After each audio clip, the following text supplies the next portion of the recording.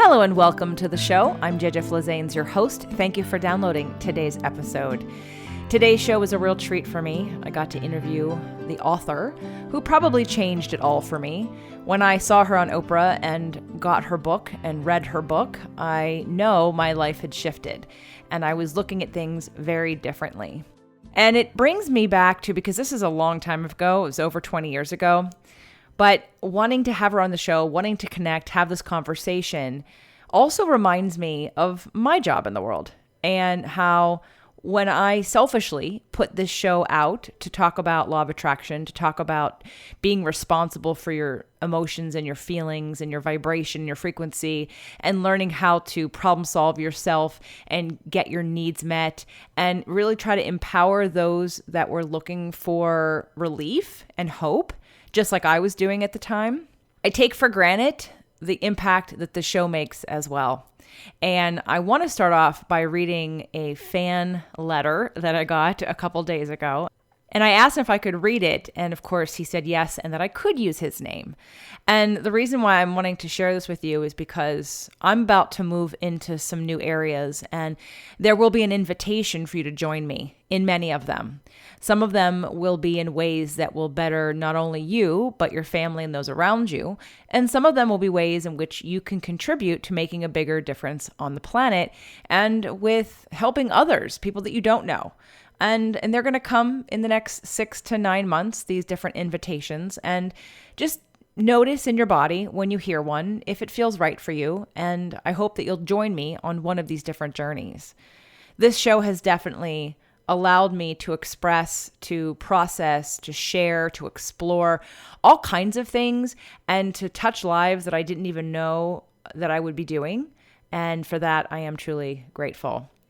So I got this on Tuesday, November 5th. Good day. I have so much to say. I just yesterday discovered your Spirit, Purpose, and Energy podcast. Recently, I've been reawakened, and I felt the need to listen to something relating more to spirituality and energistics. Typically, I find myself listening to Dungeons and Dragons podcasts or game development podcasts, but I've been feeling that that's pulling me away. For years, I've been struggling to figure out what I'm supposed to be doing with my life. I started listening to your podcast with the Hero's Journey episode, and it really resonated with me. I felt a call many years ago to be an influencer in the realm of spirit and magic, but I have been very stubbornly refusing it. Recently, the spirits have reached out to me through new people in my life who have the gift of being a messenger. I have been made to face that there is a part of me that I have been actively, unknowingly suppressing, and that is a big part of why I feel so unsatisfied with life. I find myself sitting adrift in a boat with no sail, on the ocean with no land in sight, and a clouded sky. Which way do I go? What's the next step? This is the junction that I met you at. I asked for guidance, and you arrived. I've gone back to the beginning of your podcast and have started listening to the first 5 episodes or so. I haven't been counting. I have the luxury of being able to do this in my warehouse job, and I feel like I'm coming to life. I'm being reminded of things I knew and being guided towards new things to learn. I'm in love with your podcast. Anyway, I thought I'd reach out to say hi and share a little of who I am and what your podcast means to me. I don't usually take up that particular invite when it's issued by podcasters, but I feel so strongly about yours that I absolutely had to reach out. I hope all is well, and I'm certainly wishing you the best. Thanks for being my beacon on the lonely sea. Charlie Griffin. And then Charlie wrote back when I asked him if I could share this, and he said, wow, yes, for sure. You're welcome to use my name too. Thank you for the privilege. I have to say the impact that your show has been on me is profound. Just a couple of weeks ago, I was saying that I hate my job and that I'm trapped. If I didn't have to support my family, then I would quit in an instant. But the last couple of days, listening to your podcast, I've been so uplifted. My language has become more positive and I feel more compassionate. I've also been moved to start processing resentments that I've been holding on to that I didn't even realize I had. I really can't say enough positive about you and your show. I truly appreciate you giving this gift to the world. Be blessed and continue to bless others. Thank you, Charlie. It meant a lot to me to get this. because it's nice to know that you listened to the show one day and you were so moved that you wrote to me the next day. I feel the same way about the guest that we're having on today, Dr. Chérie Carter-Scott. When I first saw her on Oprah and read her book and the 10 rules for being human, which, by the way, today's episode, we actually don't even cover the 10 rules for being human. So I will do a solo episode covering the 10 rules of being human. Now, you are welcome to buy the audiobook. You're welcome to buy the hardcover book or the softcover book of Life is a Game, These Are the Rules. In fact, I would highly encourage you to do so. But if you want to hear my take or a shortened version of the 10 rules for being human out of the book, I will be doing a solo episode that will reside in the Inner Circle membership. The Inner Circle membership will be a place where we are going to have 3 to 4 or 5, because I'm starting to get on a roll with all the different content I'm going to put there, episodes a month separate from the podcast. There is a fee. It will be $9.99 a month. What will also be included in that Inner Circle membership is a once a month live coaching session with me. It's a group coaching session, and it will change time zones so I can make sure to get everybody. There'll also be a private Facebook group, and you will also get 3 Inner Circle membership only 30-day manifestation challenges. What that allows us to do is to come together a little bit more intimately as a community and have more live coaching during the manifestation challenge.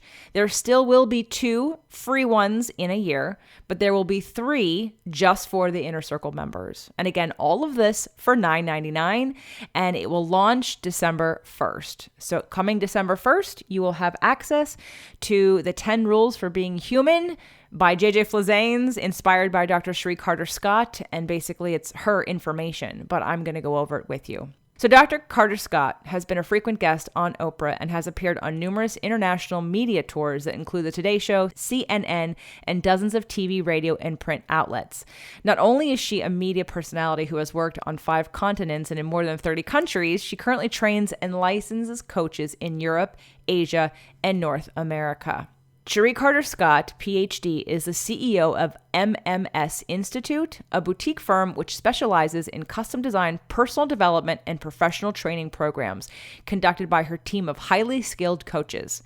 She has worked with her clients in the areas of coaching, mentoring, and coaching supervision, and is currently being trained by the ICF headquarters to be one of their 100 preeminent assessors worldwide. She is a subject matter expert in motivation, self-esteem, customer relations, change management, communication skills, team building, coaching, mentoring, customer service, change management, negaholics, overcoming negativity, and leadership training. Dr. Chérie has 45 years in the coaching industry, literally has probably started the coaching industry, and you can find out more about her and all of her books, many of her books, at drcherie.com. That's CHERIE.com.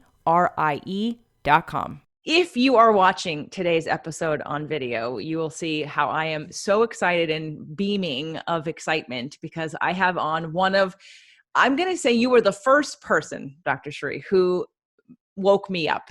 I believe it was back in 1997 that I saw you on Oprah when If Life is a Game came out, or when you at least appeared on Oprah Winfrey's show.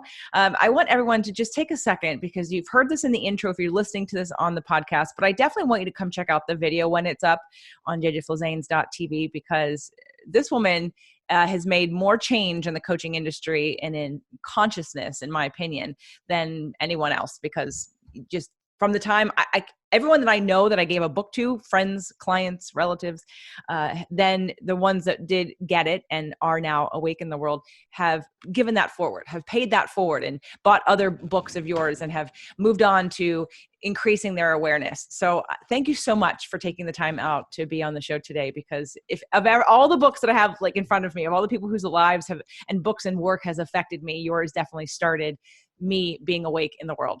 So thank you. I am so delighted to be on your show and honored. And I feel very touched with your really kind and generous words. You were very kind enough to endorse one of my very first books, Fit to Love. And so I do appreciate that you took the time to do that as well. Because like I've said, we're going to start with back in 1997. Now, is that when If Love is a Game was published or just when you got on Oprah? Actually, it was September the 11th that the show was shot in 1998. And then it was aired on the 14th, I believe. And then everything went crazy, absolutely crazy, when Oprah held the book up and said, we need this book in every home in America. And the book hadn't been published yet. That was the weird thing. It hadn't hit the stands. And so Random House was moving heaven and earth to get the presses running 24/7, because in the first, I think, 6 days or 5 days after Oprah, there were like 650,000 books that were sold, and there were no books to be had. I'll tell you a funny story about that, which is that my publisher was Random House, and Random House was busy trying to, get publicity, as all the publishers are when they have a new book come out. And so they're, beating the bushes. And Donna, who was my very dear publicist and dear friend, she said, this is great. And I think the Oprah Winfrey Show wants to do it, but they might have a story breaking and they're not really committed, but they think it's interesting and they really like it. But, it's like maybe, but. So back and forth. And all of a sudden, it's Labor Day weekend. It is Thursday afternoon at 6 p.m. Eastern Daylight Time, Labor Day weekend. Well, in New York City, there is not a living, breathing soul at their office if there are anything beyond the mailroom. So I get this message from Oprah's office that says to me, can you overnight 30 books to the Oprah Winfrey Show by tomorrow? Now, I answer the message with a absolutely, can do, no problem, I'm on it. Now, you have to realize the books haven't been printed yet. And I'm thinking, I've just lost my mind. I've made a promise that I can't deliver. I have promised something that is totally impossible. Oh my God, what am I going to do? I call Donna, voicemail. I leave her a message. Critical, get back to me. It's really important. I've done something really terrible. Need you. So she calls me back within the hour. She said, what happened? And I said, I made a promise to Oprah and her staff that I can't possibly deliver. She said, oh, that's serious. I said, what do we do? Can you help me? What do we do? She said, let me get on it. Donna Gould is one of the most brilliant people in the world. She's retired now. Otherwise, I would refer her to everybody because she's so gifted. She calls me back within the hour and she said, it's handled. Sleep well. It was only later that I found out that she moved heaven and earth to find books, to uncover them. I don't know if she sent a Black Ops team to Random House to go through the basement. I don't know what she did. Or she ripped them off the printing press, but she got those 30 books to Oprah's the next morning, FedExed. It was unbelievable. I mean, real stealth. I still to this day am in awe because I know we don't do anything alone. We really rely on people around us who are our support network to be able to help us when we do something really stupid. We make a commitment we can't possibly deliver. When we, have egg all over our faces. That was Donna. She rescued me that day from the tragedy I created.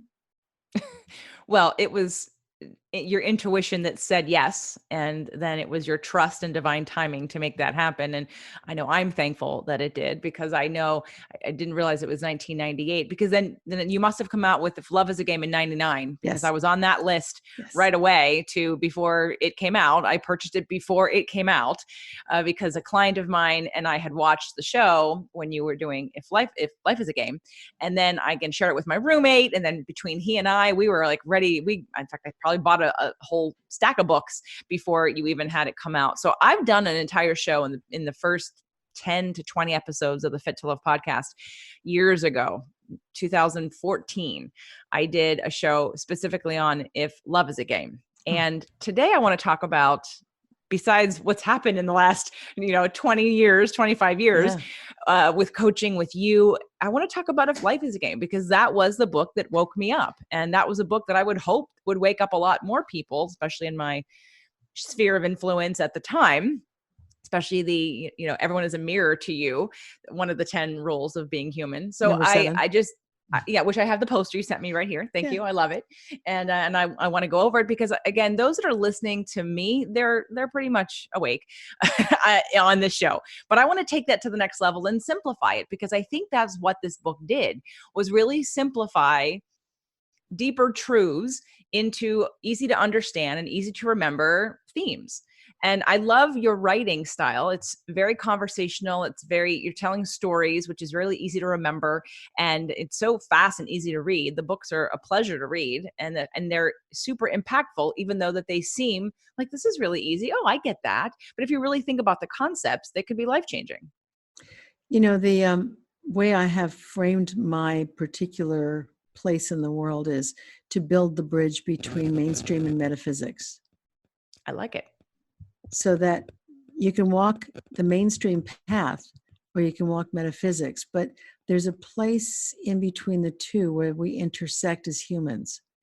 And that's what I want to do is I want to help people walk over the bridge to be able to learn the lessons that we're all here to learn if we're actually called humans. We have a lot of similarities. We can focus on our differences, but actually we have a lot of lessons that we learn that are just about being human. And that's what the book is, the 10 Rules for Being Human. Let's talk about, I remember the story of you got a download, right? Is that what happened with how you just sort of got these 10 rules and you didn't know what to do with it, so you wrote a book? Well, it was funny because I was, I'm what they call an unconscious competent. So I was born with certain capabilities, and I don't like to compare myself to famous and brilliant and gifted people, but at least it's a brand name. If we talk about Mozart, he was able to play music without having a lesson. It came to him. It just was there. I came to coaching because I was curious and because I was convinced that I didn't know anything. And I certainly didn't know it was best for anybody else. And so what happened to me is that people started noticing that I was curious and I asked really good questions. And because I asked really good questions, people said, could you ask me those questions that you ask? Now, I was happy to ask them the questions, but I didn't know what I was doing. I didn't know the value I was bringing. I just knew that I was curious and I knew I didn't know. And I was willing for the person to find their own core of natural knowing, their own truth. And so that started on a kind of regular basis. And the first guy who said, could you ask me those questions? I said, sure, let's sit down and I'll do it. And then he left shiny, like he discovered or saw something or like he was bigger. And then he started telling people about his friend who asked these great questions, and people started calling and the phone started just ringing like crazy. I thought, what do I do? I'm just asking questions. Can I hurt anybody? Can I damage anybody? Can I get in trouble? So I talked to a friend of mine in Berkeley, and I said, he was a psychiatrist. And I said, could I get in trouble? And he said, are you prescribing? And I said, no. He said, are you advising? I said, no. He said, what are you doing? I said, I'm just asking questions, kind of curious, innocent questions. He said, you're fine. Don't worry about it. You're just fine.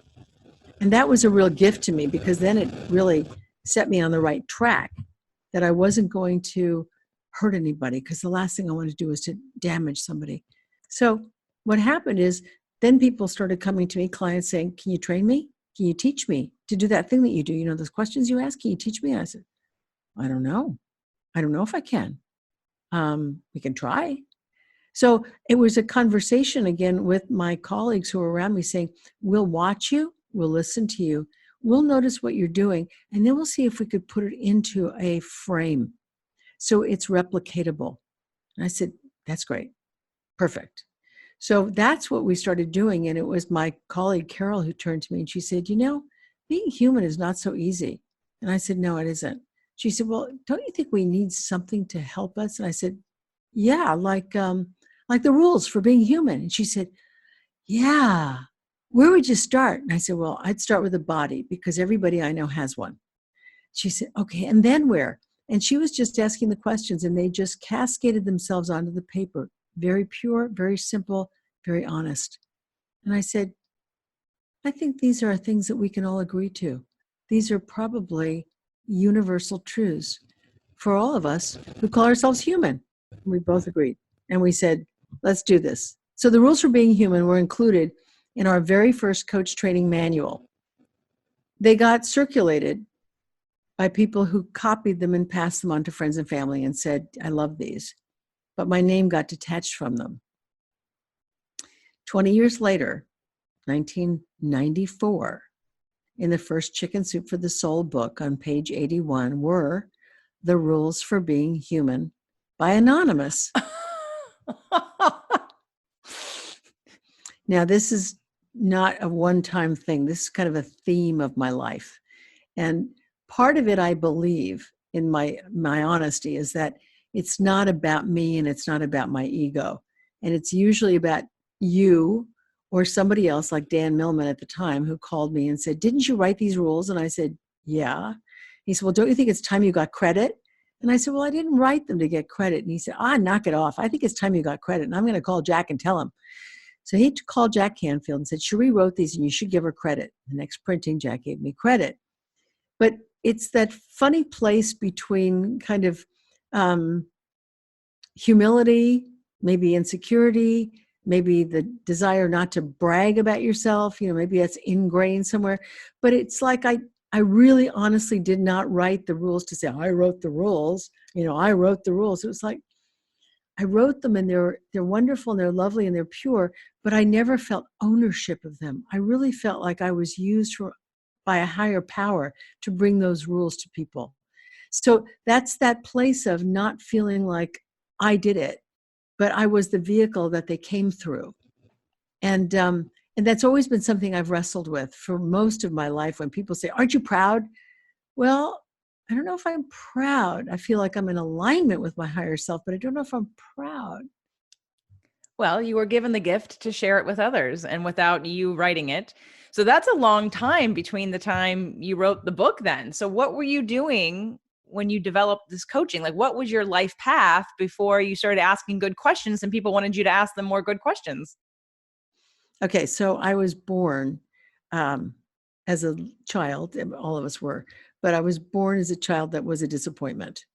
So when I arrived on the scene, and I only found this out many, many decades later, my parents were disappointed because they had two little girls and they were expecting a little Milton to name it after my dad and to be the boy.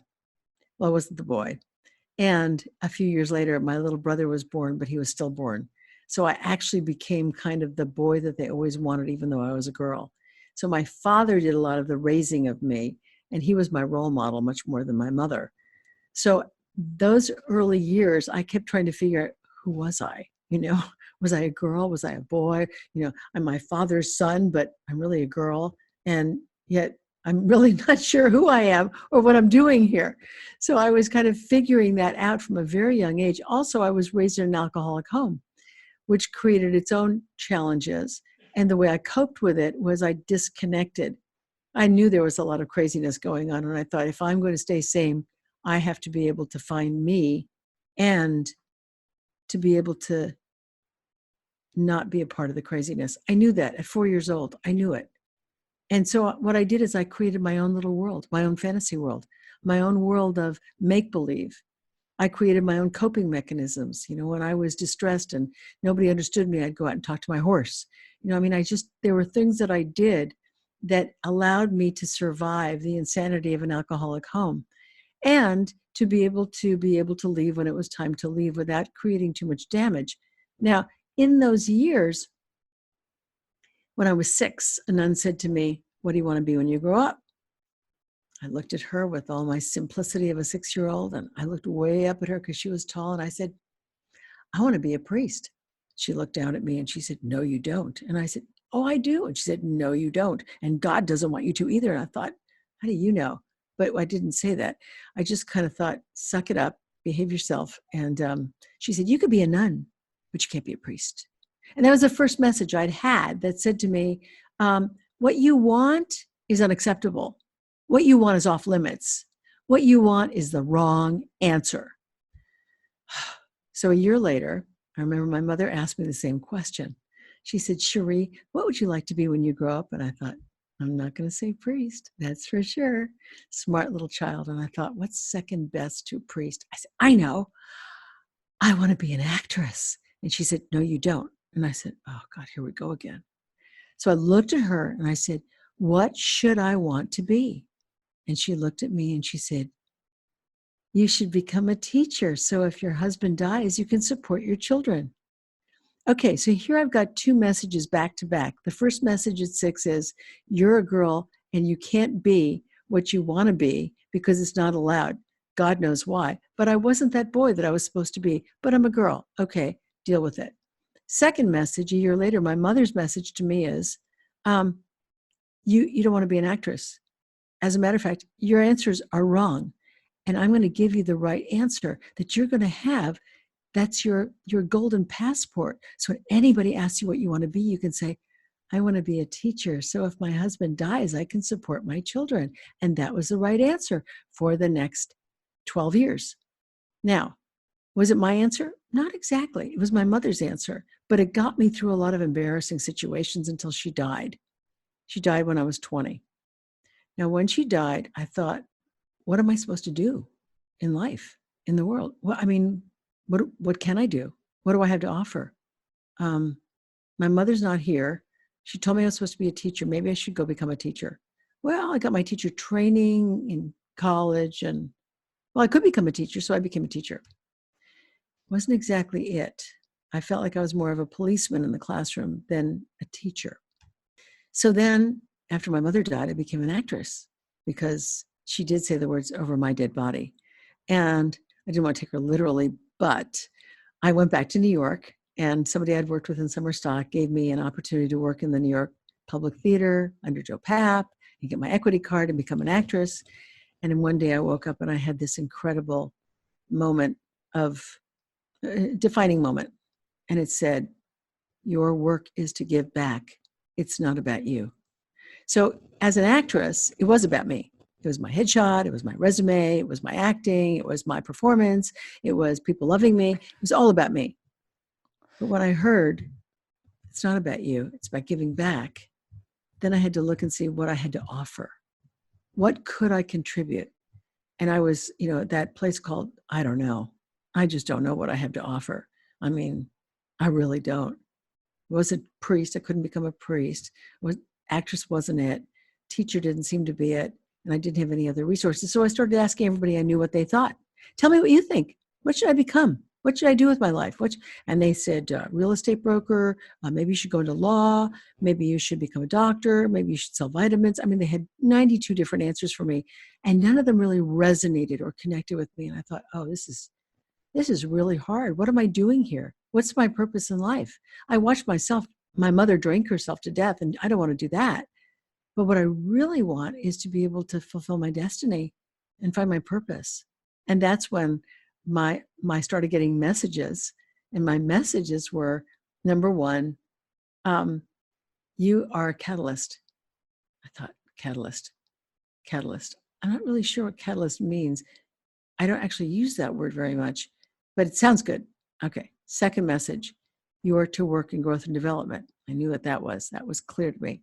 Third message, you have a gift for working with people.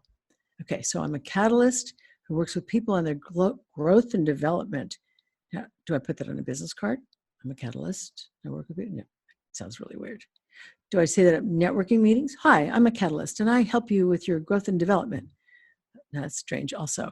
What do I do with that? I don't know what to do. I mean, you gave me a purpose that wasn't a burning bush, but it was like this purpose that I don't know what to do with. And then I got the phone call from my friend who said, will you help me figure out what I'm doing with my business? And I said, well, I don't know anything. And he said, that would be helpful. I said, you're going to pay me knowing full well that I don't know anything? And he said, yes, I will. And I said, I accept. He was my first client. Good for you to say I accept and not say, no, thank you. I don't know what I'm doing, because that's what most people do. So great way to receive and be an example of receiving. So when that was, I mean, you said 20 years later after you had written the rules is when, right? It was 1974 when actually Lloyd contacted me and said, help me with my business. And I thought, moi? Are you kidding? So that was the beginning. That was a very long journey of I'm writing the rules, and then the rules became a book. Yeah, it was a journey, and I never thought of them as being a book until after Jack published them in 94 in Chicken Soup. And then 30 people contacted me and said, could I use your rules as an outline skeleton for the book I want to write? Now, sometimes I'm a little slow. I admit it.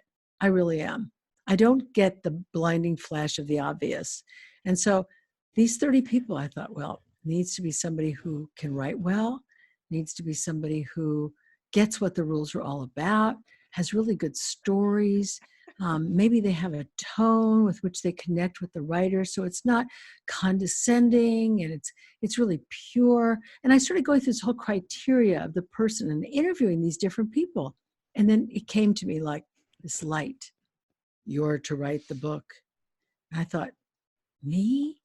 And then I felt really, really humble. Like, do I have enough wisdom to write this book that's to be written from these rules?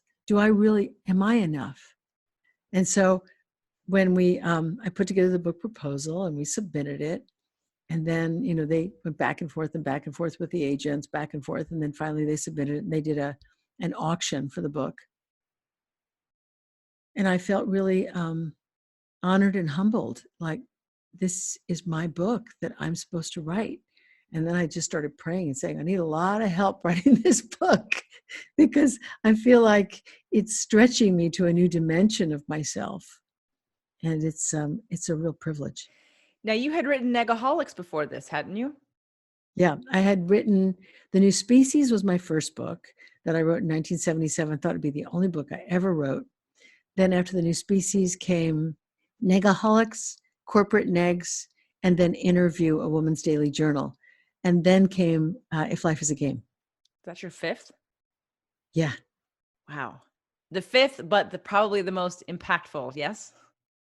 Well, that's what people say, in terms of people's feedback about the book, because it's so non-prescriptive. It's so non-denominational. It doesn't have an agenda to speak. It's very open and fluid. So the funny thing that started happening as soon as I wrote the book and people started reading it is that they would say, well, what's your religion? And I'd say, well, I'd rather not say. And they say, well, you're a Buddhist, aren't you? And I'd say, hey, that would be a good thing to assume. And then the next person would call and say, what's your religion? I say, well, I'd prefer not to say. And they say, oh, you're Christian, aren't you? I say, if that's what you would like to say. Oh, it's throughout the book. I see it everywhere. Okay. The next person, and it just kept happening with these different religions contacting me about me being a member of their group. It's fascinating. And I'm not going to ask you because it doesn't matter, right? Because it doesn't matter. You mentioned at the beginning here being the bridge between mainstream and metaphysics. That's all there is. And everything is really just the interpretation and the way people want to lay things out. So it doesn't even matter. But I think it's amazing because then that meant that they got value from the book and value from the lessons, and that it didn't disrupt their teachings or belief system, and they felt like it fit right in, and it's a way to connect. So that was a great way for everyone to connect. And again, the book that we're talking about is If Life is a Game, These Are the Rules.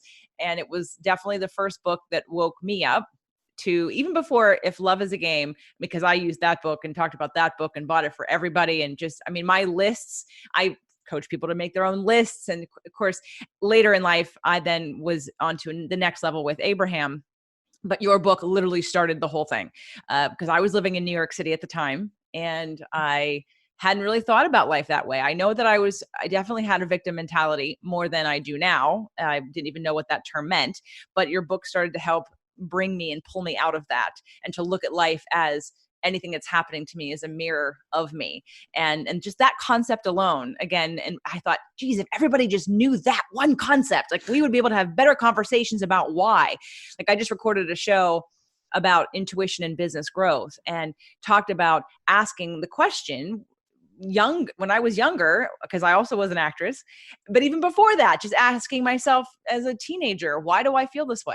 Why did I interpret it that way? Why am I reacting this way? What happened? Like I just being reflective on my behavior. And I know for a lot of people, they're just in their behavior. And so I feel like your book started this whole wave of consciousness. And I know you're known as the mother of coaching. And so I want to talk a little bit about what's happened in the last 25 years since that book came out, and since your coaching practice and you developed coaching and the movie and your relationship with Jack Canfield and everything. It's just been massive. Yeah, it has been. And the funny thing is that it's like this invitation. I've constantly been put on the stage or in the show, in the movie, in the something, and I'm not bad at it. I'm not bad at media appearances, but it's not something I crave. I don't crave the attention. And so when I had written If Life is a Game, and I had been on Oprah and the Today Show and CNN and people started noticing me and recognizing me in various different places. And it was uncomfortable for me. It wasn't like I loved it. Oh, yes, here I am. And yes, I did. And let me sign your book. It was a very uncomfortable thing. As a matter of fact, one time my husband, who was a speakers bureau agent in business for himself for 22 years, and we would go to events that he would put on, like he had an event for a client with the Temptations in Chicago. And so I was going as Mrs. Michael. I wasn't going as me. I was kind of undercover. And we were in the lobby meeting the people who were putting on the event. And the meeting planner looks at me and she goes, "I know you." And I said, "Well, I just have one of those faces, it looks like a lot of people." She said, no, I know you. I'll figure it out. So a few minutes go by, and all of a sudden she comes over. She goes, "I know where I know you from. It was the Oprah show." And she starts screaming in the lobby. And she said, "You were on Oprah, you were." And I thought, this is not what I signed up for. I'm being Mrs. Michael here. I'm not being me. And we're trying to be undercover, and she's going crazy. And those events I found unsettling. I didn't find them like, "Isn't it great?" I just found them unsettling because I didn't quite know how to respond in a graceful, gracious manner. So I would kind of, I didn't get a big nose and glasses and fuzzy hair, but I actually was kind of, how do I, navigate around the board game of life without having these incidents happen? Because that was a kind of a turnoff, to be quite honest. Well, but you kept writing. So, because next came If Love is a Game, and then you've continued to be out in the world. So, and there's nothing, you have a message and you have a mission. And I know one of the questions you wanted me to ask you today is what your purpose in life is. And obviously your purpose in life, as you said, is like you said, the bridge. But is there another answer to that? Yeah, absolutely. There could be 20 answers, but really my answer is to be able, as you say, to help people wake up in a gentle way, to wake up to the realities of what they're here to do, their gifts, their contribution, their purpose in life. And my other real purpose is to train the very best coaches on earth, who have that pure intention and that willingness to lift people up to that place where they shine. So that's what really makes my heart sing more than anything. When did you develop the coaching program? 1974. Oh, that you were coaching other people? Yeah. And has that business just continued to grow with every book, with every appearance, with every... It's a little bit like if you look at a bar graph, like the first thing that I started doing was coaching Lloyd and all these people who started coming to me. And then they started saying, "Can you teach me how to do that?" And it was like, we'll figure it out. So then we started putting together like a beta program, testing it out, seeing what worked. And there were 18 people who were willing for me to kind of experiment on them to see if they could quiet the voices of their minds, connect with their essential selves, be fully present for another person, set their judgments aside, and allow that person to discover and uncover their truth. And that was the process that we went through of designing the MMS coach training back in 1974. So I had several people who had volunteered as my guinea pigs. And then in 75, and then it started just evolving, and people telling their friends, "There's this program." And I learned to quiet the voices in my head. This program, and I'm learning to, la, la, la. But it was all very much confidential, private, behind the scenes, in small groups of 20 or less, to be able to do the magic. And in those days, in the early days, it was not even called coaching. We didn't know what to call it. It was kind of like Chérie does her magic. People didn't know what to call it. So people would come to me and they'd say, "Can you do your magic?" And I said, well, we'll see. And consistently, people kept leaving my office with that look of, like, I took Windex and polished their souls, and they were shining. And it was really cool. But I, as I said before, I was an unconscious competent. I didn't know what I was doing right. But when the people started studying me, Carol and Kathy and Linda, they started studying what I was doing, and they said, oh, this is what you're doing. You're suspending judgment. Oh, what you're doing is creating a safe environment. That emotional safety that you provide creates an opportunity for somebody to say anything, their heart's desires, their wishes, their hopes, their dreams. Oh, and so they started actually mechanistically identifying what I was doing that I wasn't aware that I was doing, but was doing intuitively. It's brilliant. I know you're a Gemini. Do you know your moon sign by chance? Cancer. Oh, okay. Oh, that's great. Yes. So that's the mothering. That was the safe space. That's the tell me all your problems. Let me hug you energetically and allow you that safe space. Okay. Well, that makes sense. I just really appreciate the simplicity and the heart that comes along with what it is that you do, and that you've started this movement of coaching, so to speak. And if you had to share with everyone listening, because this is not the end of this conversation, this is the start of our conversation, provided I can follow you around the earth to get us on the same time zone, somewhere to meet in the middle here to have another conversation, because I want to share what you're doing in the world with your happiness operating system and with the coaching and with all the books. We barely even talked about the book. I'm gonna have to do another solo show, just talk about your book. But if there was anything from that book or from the lessons that you've learned to today, what would you tell someone listening right now who is struggling in any way? Just an overview. What I would say was, your relationship with yourself is the most significant relationship that you will ever have in this lifetime. And the way you treat yourself, the way you talk to yourself, the way you honor or care for or about yourself is so critical that maybe you want to start having a relationship with yourself by writing down your thoughts, your feelings, just to be able to notice what's going on the inner world. Because the inner world is hidden from us. And if it's hidden from you, that means you're hiding from yourself. So to be able to make the first steps into connecting with the truth about you, who you are, maybe you want to just write to yourself. Thoughts, feelings, words. Forget about the punctuation and grammar. Just write whatever's there in your heart and allow yourself to be kind and gentle and supportive of you. Great advice for all of us, no matter where you are on the path. I think practicing gratitude and self-acknowledgement in a loving, compassionate way, and to allow ourselves that safe space to just allow whatever thoughts and feelings are coming up is perfect for everyone at all stages. So thank you for that. Now, there's so much going on. If you were to tell everyone listening how they could get more information, would you send them to drcherie.com? drcherie.com is probably the best way.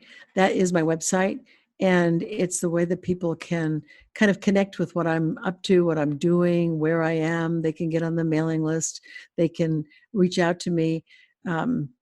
Pretty much we respond to everybody who reaches out to us, because we think that that's a respectful thing to do, because people take their time, and we want to make certain that they hear from us and notice us.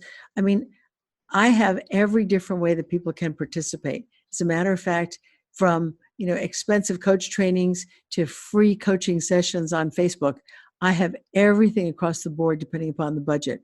So that's where we want to make certain that the work is available and accessible to people globally with whatever resources they have. So in terms of the free resources, would they find that on drcherie.com, or where other social media platforms can we find you? Well, I'm on Facebook. I'm on LinkedIn. I'm on Instagram. I think most of them. They can reach out to me on whatever they're comfortable with. But I think the key thing is making certain that they say what they want and how we can help. And then we can accommodate them. Because, I'm doing trainings like this last month. I've been doing trainings in North America, Europe, and in Asia. And we always have students who are looking for people to coach. So even if they didn't want to coach with me on FaceTime, I could turn them onto one of my students, and they could do a session with them. So there's a plethora of opportunities, and you don't have to hold back if you have limited resources. You just reach out and you say, help. I need help with this. I need help with that. And there are 4 things that I say to most of my clients. I say, desire, willingness, belief, and commitment. You have to have the desire to have what you want. You have to have the willingness to do something different than what you've already done. You have to have the belief that it's possible for you to be able to have a life that you really want to be living, that you are delighted to live. And commitment is the final one. Don't give up. Hang in there. couldn't have found a better thing to end on, a better mantra to end on. I think that was beautiful, Dr. Chérie. This was a pleasure for me, like you don't even understand. If there's anyone in your life who's touched you and changed your life the way you have mine, only say it's probably something to that effect. But I've been singing your praises for years, telling people to get these books. I would tell everyone who's listening, please, please, if you don't already have it, at least buy. Yes, reach out to Dr. Chérie at drchérie.com, and also buy If Life is a Game, These Are the Rules. It is a life-changing, very easy to read book that you can get through very quickly, and you'll be so much better off for it.